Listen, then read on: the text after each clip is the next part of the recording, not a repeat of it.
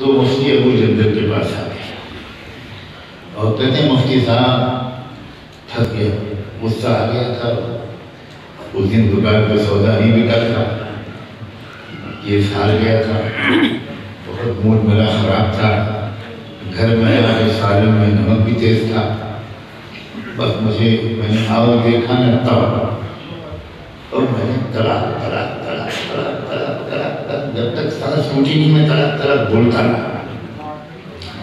اب میں کل سے بھوکا پیاسا ہوں، میں سمجھ نہیں آیا مجھے صاحب پہلے تو چائے پلوائی، اور دوسری بات یہ کہ کسی طرح میری بیوی مجھے واپس کرے۔ مفتی صاحب دیکھیے میں آپ کے مدرسے کو چندہ بھی دیتا ہوں، ذرا خیال کریں۔ یعنی مفتی صاحب آپ تو جائیے جہنم میں، بیوی مجھ کو واپس کرے۔ یہی ہو رہا ہے، کیوں ہو رہا ہے؟ اس لیے کہ تقویٰ نہیں، لاکھ سوا لاکھ صحابہ اور ایک ایک کی دو دو تین تین بیویاں نہیں ہوتی تھی۔ کبھی کسی کے گھر میں میاں بیوی کے درمیان جھگڑے کی کوئی روایت نہیں، ایک واقعہ نہیں پیش آیا، جبکہ گھر میں فاقے رہتے تھے، چولہا جل نہیں پاتا تھا کئی دن، لیکن میاں بیوی مسکراتے رہتے، کبھی نہیں یہ سب ہوتا تھا۔ اور آج اللہ کی پناہ کتنے لوگ ہیں جو طلاق دے کر چھپا لیتے اور زندگی بھر حرام کاری کرتے رہتے۔ مغربی یوپی کے ایک شہر کا واقعہ ہے، میں شہر کا نام نہیں لوں گا اس لیے کہ مجھے زندہ سلامت واپس جانا ہے۔ تو اس شہر میں ایک بار شوہر نے اپنی بیوی کو کئی لوگوں کے سامنے 20 طلاق دے رہے، لیکن پھر لوگوں نے دیکھا کہ یہ تو ساتھ رہ رہے، کوئی فرق ہی نہیں۔ تو لوگوں نے بیوی کو سمجھایا کہ بھائی کل پرسوں ہمارے سامنے تمہارے شوہر نے تم کو اتنی طلاقیں دی، پھر بھی تم ابھی بالکل اسی طرح رہ رہی ہو۔ تو اس نے کہا کہ یہ پہلی بار تھوڑی تھی، جب جب وہ موڈ خراب ہوتا ہے دیتے رہتے، طلاق تو جب پڑے گا میں یوں وہ دیتے رہے، اس کا بڑا تقریب دیکھا ہے وہ دے رہے یہ دیتے رہے، غریب ذہین لوگ ہیں مغربی یوپی کے شہروں میں ماشاء اللہ، عورتیں کے قابل ہیں تو مرد اللہ کی بات۔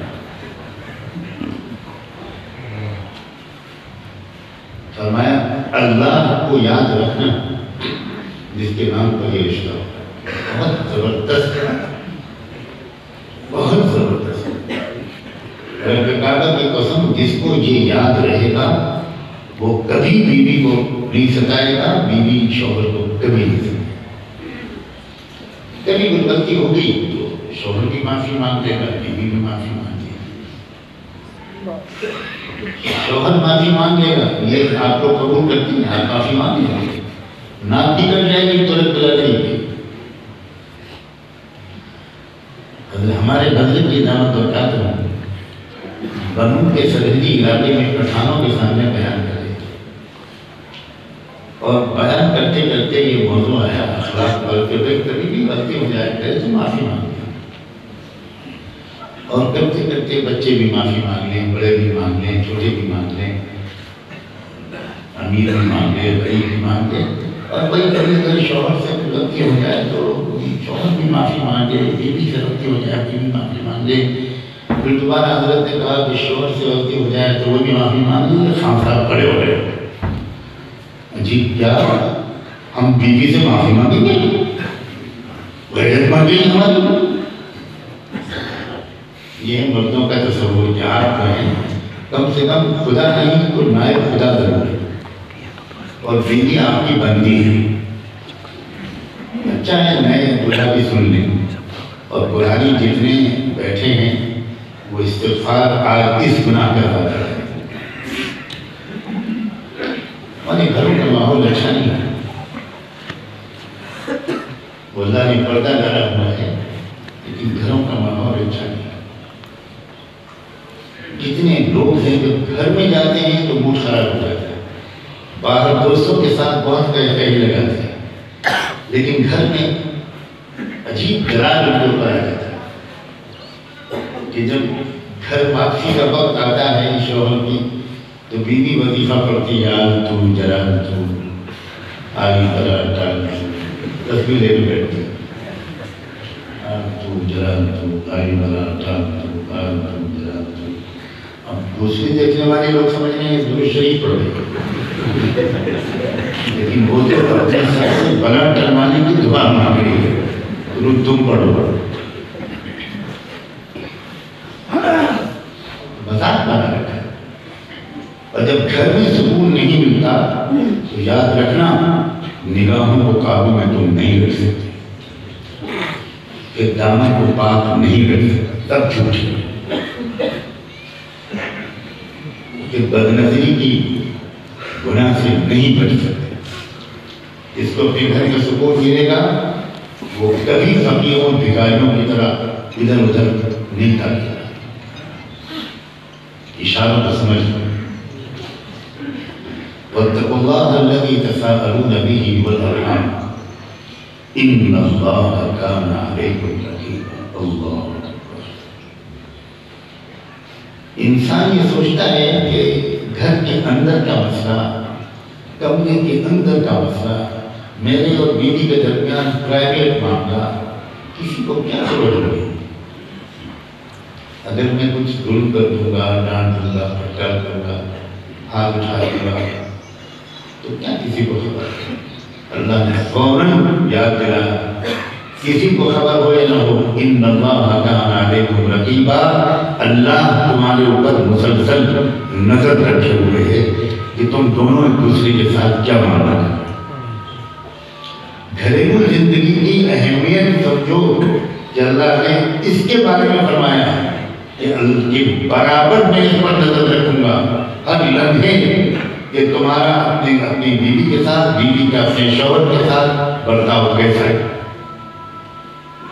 یہ اتنا اہم معاملہ ہے. صرف بیوی اور شوہر کے آپس کے ایک دوسرے کے ساتھ غلط معاملے کی وجہ سے انسان جہنم میں جاتا ہے.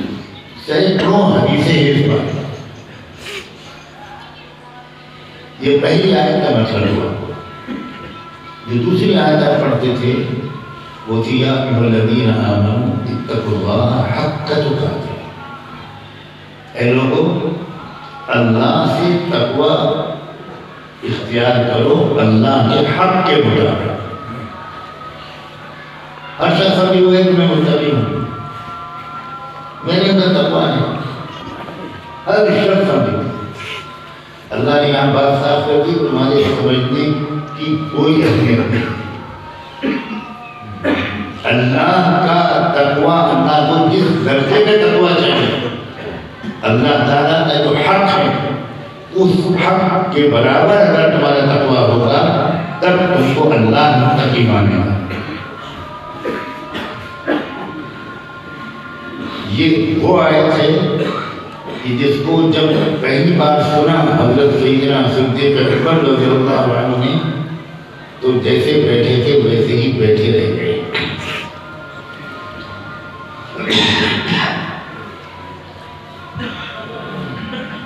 کچھ دیر حضور اکرم صلی اللہ علیہ وسلم نے دیکھا کرو کرتا تو کسی سے کہا بہت بڑا وہ ادھر کونے میں بیٹھے ہیں، بلا کیا.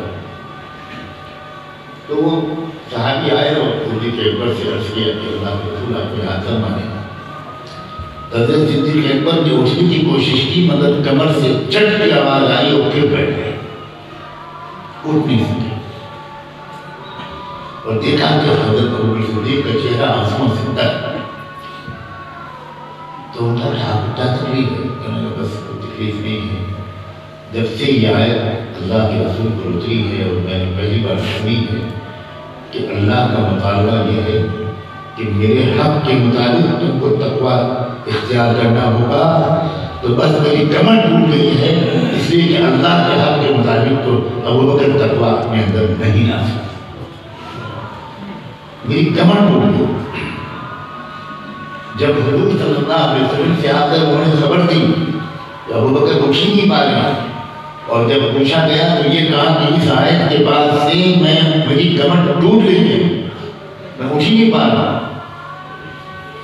حضور نے یہ سنا اور غمگین نہیں ہے، ڈوب گئے اور اللہ جانے اپنے دل کی زبان سے اللہ سے انہوں نے کیا کہا اللہ کے حبیب نے، کہ اللہ نے جلدی سے دوسری آیت اتاری، وَاتَّقُوا اللَّهَ مَا اسْتَطَعْتُمْ، دوسری آیت اتاری کہ بھئی جتنا کر سکو اتنا کرو۔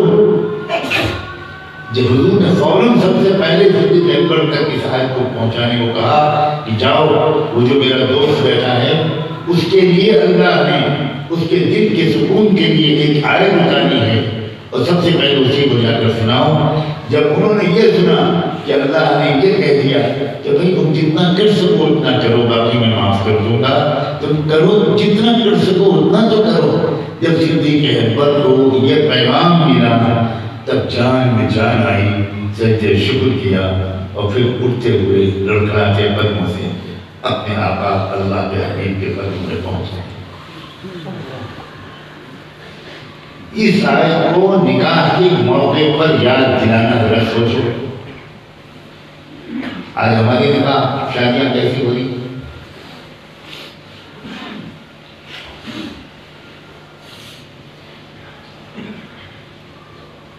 ہر ایک کو خوش کرنے کی کوشش کی جاتی ہے شادی کے موقع پر، غمگن بھی خوش ہو جائے، غمگی بھی خوش ہو جائے، دھوکن بھی خوش ہو جائے، دھوبی بھی خوش ہو جائے، مزدور بھی خوش ہو جائیں، بجلی کے لگانے والے بھی خوش ہو جائیں، سب خوش ہو جائیں، ہویا کرے اللہ ناراض ہو جائے کہ رمضان منائے۔ ہر ایک کو خوش کیا جاتا ہے شادی کے موقع پر۔ مسلمانوں کی تباہی RSS کی وجہ سے، مسلمانوں کی تباہی یوگی اور مودی کی وجہ سے، رب کعبہ کی قسم اس سے بڑھ کر کوئی جھوٹ نہیں ہے۔ یوگی اور مودی کہاں ہیں؟ اسرائیل میں کون ہے؟ امریکہ میں کون ہے؟ یورپ میں کون ہے؟ دنیا بھر کے ملکوں میں کون ہے؟ جہالت کی باتیں کرنا ذمہ دار ہے اور فلاں ذمہ دار ہے۔ مسلمانوں خدا کے بندوں یہ بتاؤ تم شادی پر کتنا مال خرچ کرتے ہو، اور بیواؤں یتیموں پر اور اللہ کے کلمے کی سربلندی پر اور مظلوموں کو انصاف دلانے پر اور تعلیم کو عام کرنے پر کتنا پیسہ خرچ کرتے؟ ابھی حیدرآباد میں ایک نکاح ہوا ہے مسلمان کا، 16 کروڑ روپے خرچ ہوا ہے۔ یہی 16 کروڑ روپے والا وہ ارب پتی، اس کی اپنی مسجد کے امام کو بیوی کی بیماری کی خبر ملی، وہ بیچارہ سیکرٹری صاحب سے چھٹی لے کر اپنی بیوی کو دیکھنے اور علاج کرانے کے لیے گیا۔ طبیعت زیادہ خراب کی تو وہ جتنی چھٹی ملی تھی اس کو 8-10 دن کی، اس سے 2-4 دن لیٹ آیا۔ تو جب 2-4-5 دن لیٹ آیا تو اسی 16 کروڑ خرچ کرنے والے مالدار نے مسجد کے امام کی تنخواہ میں سے 4,000 روپے کاٹ لیے۔ اب بتاؤ یوگی اور مودی کے سوا کوئی اور تمہارے لیے فٹ ہے ایسی قوم کے؟ جب آپ سے کہا جائے کہ قیدیوں کی رہائی کے لیے کچھ پیسے دے دو بھائی، ان کے مقدمے نہیں لڑ پا رہے، کچھ سماج کی بھلائی کے لیے، تو آپ کہتے ہیں رمضان آئے گا زکوٰۃ نکالتے ہیں، دبا دیں گے 100 روپے کی رسید کر دیں۔ اسی خیر کے کام کے لیے پیسہ مسلمان سے کی جیب سے نہیں نکلتا، اور اپنے بیٹیوں کی شادی میں زمین بیچ کر ادھار لے کر سودی قرضے لے کر شاندار دعوتیں کرتے ہیں، اور اس کے بعد کہتے ہیں کہ RSS برباد کر رہی ہے، BJP کو۔ قوم کی ترقی پر مسلمان کتنا پیسہ خرچ کرتا ہے کوئی بتائے؟ یہ صحابہ کرام نے 20-25 سال کے عرصے میں جو پوری دنیا میں اسلام کا جھنڈا گاڑ دیا، ڈنکا بجا دیا، یہ 2.5% زکوٰۃ نکال کر دیا سر، پوچھو نا اپنے علماء سے۔ جانتے ہو صحابہ کرام میں سب سے کم مال خرچ کرنے والا وہ شخص تھا جو ہر سال اپنی 60% آمدنی کو اللہ کی راہ میں خرچ کرتا، 60 سب سے کم، اور اس کو لوگ اس کے دوست تانا دیتے تھے، تم کس بخیل محمد پاک کے اولاد ہو، یہ کیا ہو گیا؟ صحابہ عام طور پر 80%، 85%، 90% پیسہ خرچ کرتے تھے اور روکھی سوکھی روٹی کھاتے تھے، بہت سادہ مکان میں رہتے تھے، سادہ کپڑے پہنتے تھے۔ اللہ کے رسول خود رحمت عالم صلی اللہ علیہ وسلم کی جس دن وفات ہوئی، اس دن ان کے گھر میں، ان کی جھوپڑی میں، اللہ بے ادبی سے بچائے، ان کے حجرے مبارکہ میں جو چراغ جل رہا تھا، اس میں جو تیل تھا، وہ تیل ایک یہودی سے ادھار لے کر اللہ کے رسول جلا رہے تھے، جس کے باوجود آپ کے سرحانی دیوار میں 9 تلواریں لٹکی ہوئی تھیں۔ کیا مطلب؟ قوم کی ترقی، قوم کی مضبوطی، سماج کی ترقی، سماج کی بہتری، کمزوروں کو اوپر اٹھانا، مظلوموں کو ظلم سے نکالنے کے لیے اس میں مال خرچ کرنا چاہیے۔ مال اس لیے نہیں دیا گیا کہ دعوتوں میں اور کھانوں میں اور آئس کریموں میں اور شامیانوں میں اور سجاوٹ میں اور زیورات میں اور فلاں میں اور فلاں میں خرچ کر دیں۔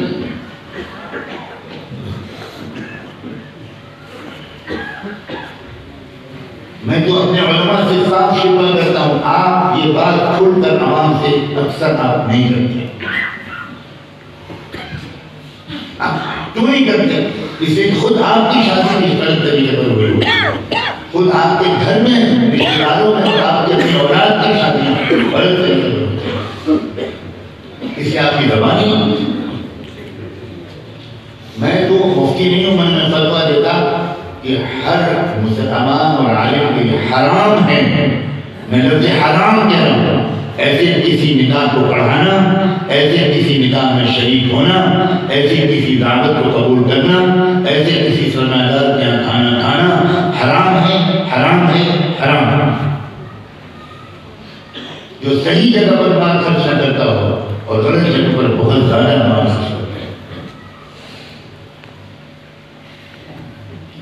لیکن کیا میں یہ کہوں کہ مدرسے کے چلانے والے کئی لوگ، سب نہیں، وہ تو انتظار میں رہتے ہیں کہ کسی طرح کسی کے یہاں شادی ہو، وہاں سے دعوت ہو تو ہمارے مدرسے کے سارے بچے وہاں جا کر کھانا کھائیں۔ یہ بالکل نہیں پوچھتے کہ اس آدمی کی کمائی میں سود کتنا شامل ہے۔ اسی لیے نہ ہماری کمائی قبول ہوتی، نہ ہمارے اندر روحانیت و نورانیت آتی، نہ اسلام کا نور اترتا، نہ کردار میں کوئی صفائی و پاکدامنی آتی۔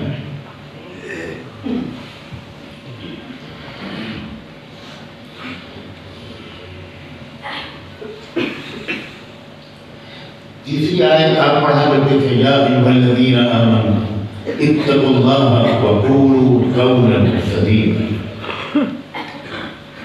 یہ وہی تقویٰ، آپ سوچیں ذرا، نکاح کی محفل اور بار بار تقوی پر بیان، تقوی کی نصیحت۔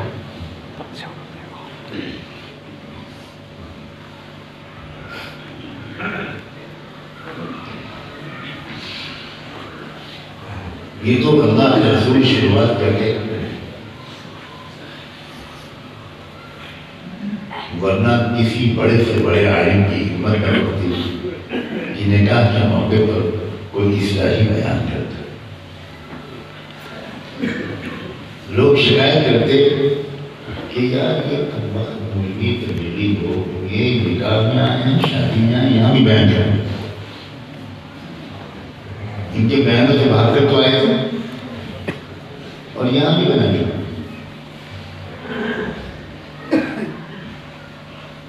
ایک صاحب کی شادی میں بارات آئی، سردی کا موسم تھا،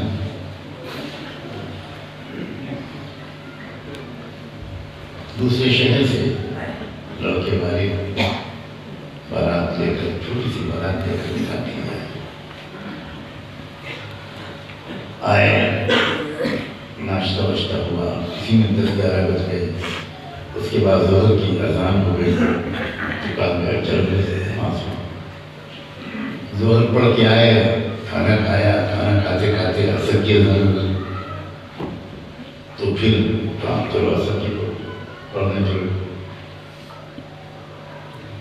جاڑے کے سردی کے موسم میں عصر مغرب کے درمیان تو بہت ہی کم وقت ہوتا ہے۔ عصر پڑھ کے آئے، ابھی ایک پیالی چائے پی تھی کہ مغرب کے اذان، تو بارات میں ایک بڑے شوخ منچرے نوجوان تھے، وہ کہنے لگے یار بارات میں آئی کہ تبلیغ جماعت میں آئے کہ نماز پڑھو نماز پڑھو نماز پڑھو۔